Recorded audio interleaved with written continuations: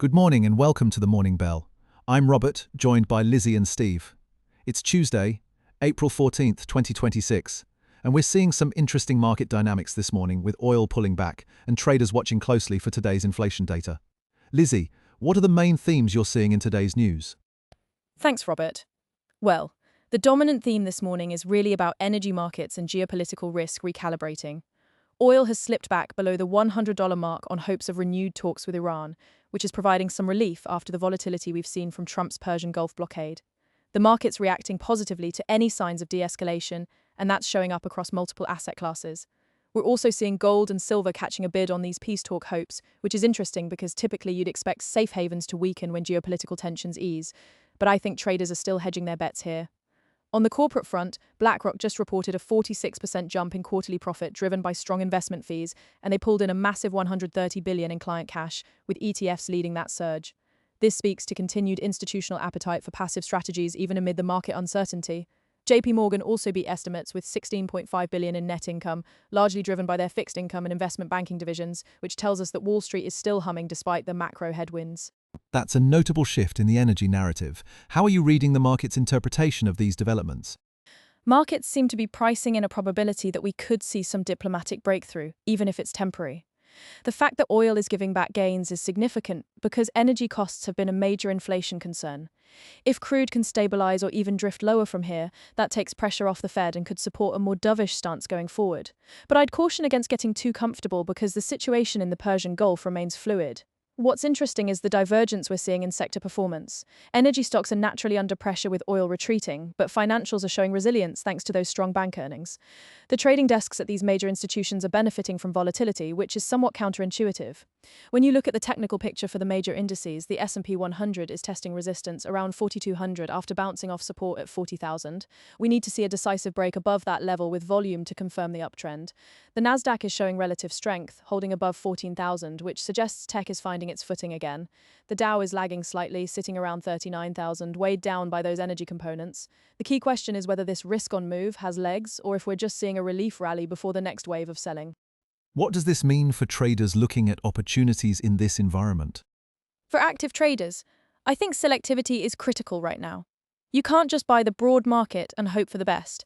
The sectors that are working are financials, particularly the large-cap banks that can benefit from trading volatility and sustain net interest margins.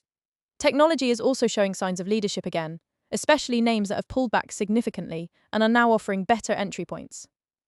On the flip side, I'd be cautious about chasing energy stocks here unless you have a strong conviction that oil is going to reverse course quickly. The consumer discretionary space is also worth watching because we're seeing this disconnect between solid economic data and dismal consumer confidence. That's creating opportunities in quality names that have been unfairly sold off due to sentiment rather than fundamentals. From a risk management perspective, keep your position sizes reasonable and use stops because we could easily see another headline that sends markets spinning in the opposite direction. The volatility index is still elevated, which means option premiums are rich, so strategies like selling covered calls or cash-secured puts can generate income while you wait for more clarity. That selectivity is going to be key. Steve, let's get into the economic numbers. What's the picture looking like? Thanks, Robert. Today we're getting the Producer Price Index, which is a critical inflation indicator, especially given the Fed's focus on price stability. The forecast for PPI is 1.2%, up from the previous reading of 0.7%. This is a significant jump, and if it comes in at or above expectations, it's going to reinforce concerns that inflation is proving stickier than the Fed would like. Remember, PPI measures the average change in selling prices received by domestic producers, so it's essentially inflation at the wholesale level before it reaches consumers. A hot PPI reading today could put pressure on the Fed to maintain their hawkish stance or even consider additional tightening if the data continues to surprise to the upside. The sectors most affected by PPI movements are industrials, materials, and energy, so we'll want to watch how those groups react to the release. Looking at the recent history, we saw PPI come in at 0.7% back in March, which beat the forecast of 0.3%, and before that we had 0.5% in February, against a forecast of 0.3%. This pattern of upside surprises is what has the market on edge. Looking ahead to later this week, we've got initial jobless claims scheduled for Thursday with a forecast of 215,000 compared to the previous 219,000. That'll give us a read on labor market conditions. We're also getting industrial production on Thursday, which last came in at 1.4%. These employment and manufacturing indicators will help round out the picture of whether the economy is cooling enough to bring inflation down, or if we're still running too hot. Those PPI expectations are certainly elevated, Lizzie. Let's shift our attention to value opportunities. What's looking attractive in the value space right now? Robert, I want to highlight QFin Holdings, ticker QFIN, which is a financial services company with a market cap of 1.8 billion. This stock is screaming value by almost every metric you'd want to look at. The PE ratio sits at just 2.14, which is remarkably low for a profitable financial services company. The price to book is 0.48, meaning you're buying this stock at less than half of its book value, which suggests the market is significantly undervaluing the company's assets. The return on equity is 24.69%, which tells us management is doing an excellent job generating returns for shareholders despite the low valuation. The profit margin is over 31%, which is outstanding for the financial services sector and indicates strong pricing power and operational efficiency. What really catches my attention is the free cash flow yield of 36.45%. That's exceptional and suggests the company is generating substantial cash relative to its market value. They're also paying a dividend yield of 11.21%, which is quite generous and appears sustainable given the strong cash flow generation.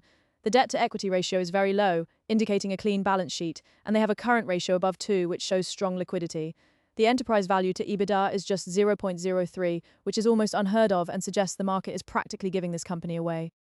Those metrics are certainly compelling. What's the story behind why it's trading at such a discount? That's the key question with any deep value play, right?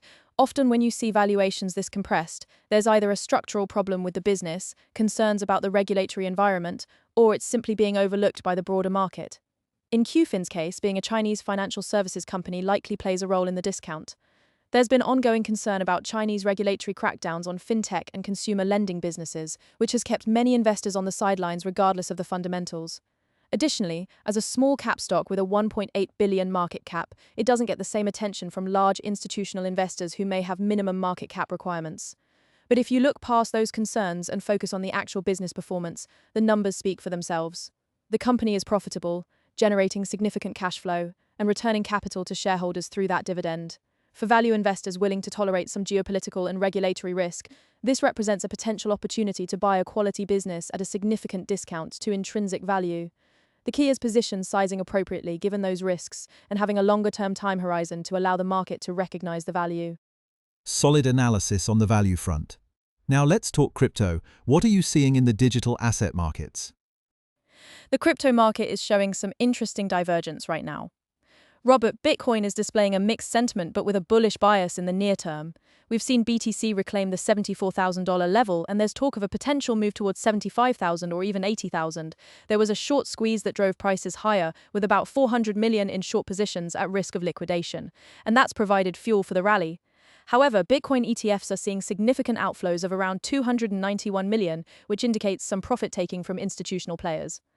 There's also this narrative floating around about a potential final flush down to 50,000 before a more sustainable rally, so the market remains vulnerable to a deeper pullback in the short term.